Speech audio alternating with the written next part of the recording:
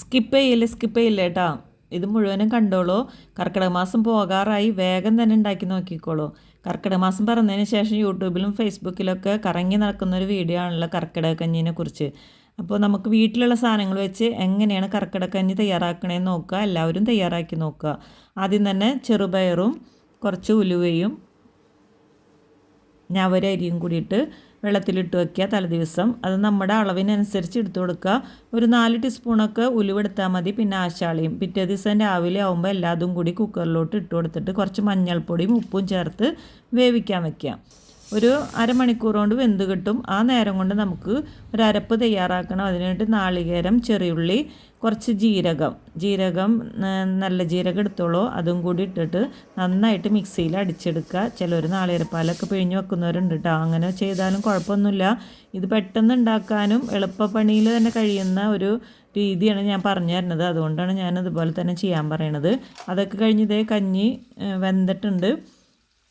തുറന്ന് നോക്കിയപ്പോൾ നന്നായിട്ട് വെന്തുടഞ്ഞിട്ടുണ്ട്. അപ്പോൾ ഞവരരിയൊക്കെ നന്നായിട്ട് വേവാനുണ്ടാവും. അതുകൊണ്ടാണ് തലേദിവസം വെള്ളത്തിലിട്ട് വെക്കാൻ പറഞ്ഞത്.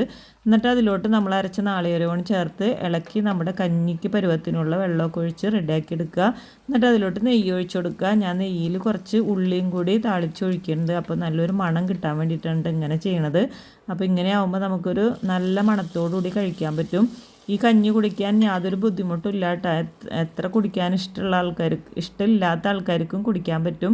യാതൊരു മണമോ ചൊവയോ ഒന്നും ഇല്ലാത്തൊരു കഞ്ഞിയാണ്. സാധാരണ പൊടി ഉണ്ടാവില്ല, കർക്കിടക കഞ്ഞിയുടെ കൂടെ പൊടി ഇട്ട് നമ്മൾ കഞ്ഞി ഉണ്ടാക്കുമ്പോൾ നമുക്ക് കുടിക്കാൻ ഭയങ്കര ബുദ്ധിമുട്ടല്ലേ. ഇതിന് അങ്ങനത്തെ ബുദ്ധിമുട്ടൊന്നുമില്ല. എളുപ്പത്തിൽ തന്നെ നമുക്ക് കുടിക്കാൻ പറ്റും. തീരെ മടുപ്പും തോന്നില്ല. വെറുതെ കുടിക്കാൻ നല്ലതാണ്. അപ്പോൾ ഇതേ കണ്ടില്ലേ. അപ്പോൾ നമ്മുടെ കഞ്ഞി തയ്യാറായിട്ടുണ്ട്. ഇതുപോലെ എളുപ്പത്തിൽ വെക്കാൻ പറ്റിയ നമ്മുടെ വീട്ടിലുള്ള സാധനങ്ങൾ വെച്ച് ഉണ്ടാക്കാൻ പറ്റുന്ന ഒരു കർക്കിടക കഞ്ഞി നിങ്ങളും ഉണ്ടാക്കി നോക്കുക. ഇപ്പം മുഴുവനായിട്ട് വീഡിയോ കണ്ടതിൻ്റെ ഗുണം നിങ്ങൾക്ക് മനസ്സിലായിട്ടുണ്ടാവും എന്ന് വിചാരിക്കുന്നു. ഞാനിതിൻ്റെ കൂടെ കുറച്ച് ഓംലേറ്റും പിന്നെ മാങ്ങച്ചാറും എടുത്തിട്ടുള്ളത്. അപ്പോൾ എല്ലാവർക്കും ടാറ്റ ബൈ ബൈ.